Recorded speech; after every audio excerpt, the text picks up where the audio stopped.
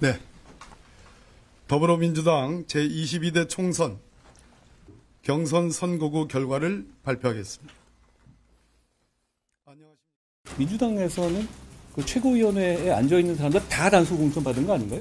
그 권형엽 전 배우자실 부실장 우왕좌왕하는 민주당의 상황에 대해서 많은 국민들이 관심을 가지시고 분노하시는 이유가 있다고 생각합니다. 한동훈 위원장이 제기한 이 논란.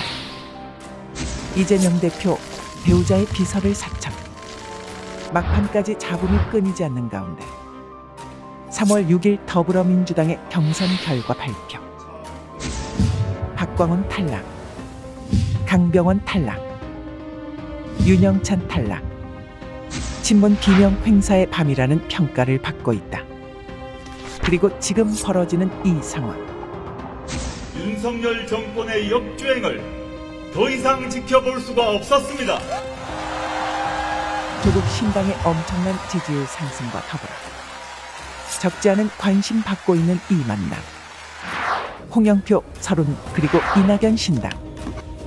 공천 불이익의 반발에 탈당을 선언한 홍영표 의원과 서른 의원이 당 밖으로 나가서 도모하겠다. 네, 도모하겠다는 건 뭔가? 차기 대권이죠. 이낙연 대표의 신당 새로운 미래에 본격 입당하게 된 것인데 민주연합으로 당명까지 변경한 이들. 민주당이 우리가 알던 그 민주당이 아니기 때문입니다. 이재명 사당, 이재명 당입니다. 진짜 민주 세력, 정치 개혁을 추구하는 세력이 모두 함께 할 수 있는 홍영표 의원이 어떤 말 했나 들어보니 더불어민주당 20개 지역구 경선에서 탈락한 현역 의원은 모두 8명. 이 가운데 7명이 비명계였습니다. 원내대표를 지낸 3선의 박광원 의원은 경기 수원 정에서 친명계 원외 김준혁 당 전략기획 부위원장에게 무릎을 꿇었습니다. 자객공천 논란이 일었던 서울 은평을에선 재선의 강병원 의원이 친명 원외 김우영 전 구청장에게 밀렸습니다. 하위평가 사실을 공개한 경기 성남중원 윤영찬, 남양주을 김한정 의원도 친명계 비례 이수진, 김병주 의원에게 각각 패했습니다. 다만 서울 강북을에선 박용진 의원이 하위 10% 감점에도 불구하고 친명 원외 정봉주 당 교육연수원장과 결선을 치르게 됐습니다. 박용진 후보와 정봉주 후보 사이의 결선 투표는 가감산을 동일하게 적용한다고 합니다. 김건희 여사 일가 고속도로 특혜 의혹을 다시 부각하기 위해 양평을 방문한 이재명 대표는 공천 혁명이라고 주장했습니다. 당원과 국민들은 당당하게 권리를 행사한 것입니다. 민주당의 공천은 혁신 공천, 그리고 공천 혁명입니다. 국정농단의 대표적 사례가 양평고속도로 종점 변경 사건이라며 권력 사유화를 반드시 심판해야 한다고 강조했습니다. 왜 백지화하는 것입니까? 이런 집단들은 국민의 대리인을 할 자격이 없습니다, 여러분. 우리는 이에 대해서 주권자로서의 권한을 행사해야 된다.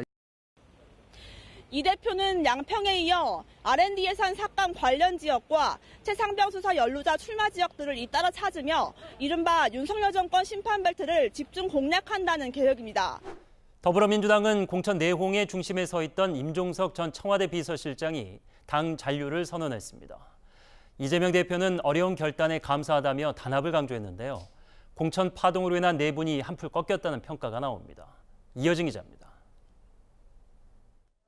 임종석 전 청와대 비서실장이 오늘 오전 자신의 SNS에 당의 결정을 수용한다고 밝혔습니다. 임 전 실장 측은 탈당은 한 번도 생각해 본 적이 없다며 이번 총선에서는 일선에서 한 발 물러서는 것이라고 설명했습니다. 그제 임 전 실장과 만난 뒤 세력 확장을 도모한다며 광주 출마 회견도 미뤘던 이낙연 대표. 곤혹스러운 표정이 역력했습니다. 제가 말씀드린 건 적절하지 않다고 생각합니다. 연락하실 의향이 있으신지. 사람인데 연락은 하겠지요. 민주당 내 탈당 움직임도 동력이 떨어졌다는 관측이 지배적입니다. 친문계 좌장격인 전해철 의원이 이미 경선으로 공천 기회를 받았고 이인영, 고민정, 윤건영 의원 등도 단수 공천을 받아 당에 잔류해야 하는 상황입니다. 이재명 대표는 내심 안도하는 모습입니다.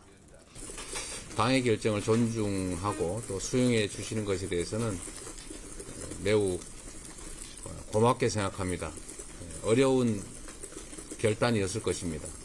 하지만 늦어도 내일까지 탈당을 시사한 홍영표 의원이 오늘 문재인 전 대통령을 예방한 데다 탈당파 모임 민주연대도 여전히 세력 규합을 꾀하고 있어 아직 불씨는 남았다는 평가입니다. 홍영표 의원입니다. 오늘 서른 의원님, 김종민 의원님, 박영순 의원님 이렇게 함께하겠습니다.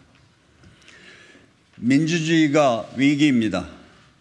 싸워서 이기면 보복하는 게 전부인 전투 민주주의가 우리를 지배하고 있습니다. 거대 양당은 이제 더 이상 서로를 용납할 수 없는 정치, 극단을 향해 가고 있습니다. 민생이 위기입니다. 국가 경제는 상위권인데 국민의 삶은 OECD 최하위권입니다. 승자 독식, 각자 도생, 무한 경쟁에 국민의 삶은 나날이 피폐해지고 있습니다. 미래가 위기입니다. 양극화와 초저출산에 디지털, 에너지, 글로벌 전환이라는 복합 파도가 밀려옵니다. 우리에겐 이 대전환의 시기를 넘어설 전략, 합의된 방향이 없습니다. 윤석열 정부가 검찰도 모자라 감사원 등 정치 중립 기관까지 동원하며 정치 보복에 열을 올리는 동안 민주당이 이재명 사당화 완성을 위해 공천 학살을 자행함으로써 민주주의와 민생, 미래가 모두 붕괴 위기에 처해 있습니다. 가장 큰 위기는 이 위기를 극복해낼 리더십이 없다는 것입니다. IMF로 국가가 부도났어도 우리 국민은 마음을 모으고 역량을 결집해 이겨냈습니다. 하지만 지금 정부 여당, 제1야당 어디에도 국민의 목소리를 듣고 국민의 고통에 맞서서 희망을 만드는 리더십은 보이질 않습니다. 오히려 양당 기득권 정치는 스스로는 물론 국민마저 증오와 적대의 싸움터로 몰아세우고만 있습니다. 문제는 정치입니다. 정치가 바뀌어야 위기를 극복할 수 있습니다. 민주주의를 흔드는 기득권, 양당의 패권 정치, 방탄 정치를 심판할 수 있는 새로운 정치 세력이 필요합니다. 4월 10일 총선에서 반드시 윤석열 정권을 심판해야 한다는 국민의 열망이 큽니다. 국민의 눈치 안 보고 초법적 권력을 휘둘러대니 이런 민심이 당연합니다. 그런데 지금 국민은 윤석열 정권 심판이 물거품이 될지도 모른다며 불안해하고 계십니다. 심판에 앞장서야 할 민주당이 우리가 알던 그 민주당이 아니기 때문입니다. 윤석열 대통령의 가족 방탄 이슈는 이재명 대표의 본인 방탄으로 상쇄되었습니다. 범죄 혐의자를 옹호하고 방탄한 이재명의 민주당이 윤석열 검찰 독재를 가능하게 한 것입니다.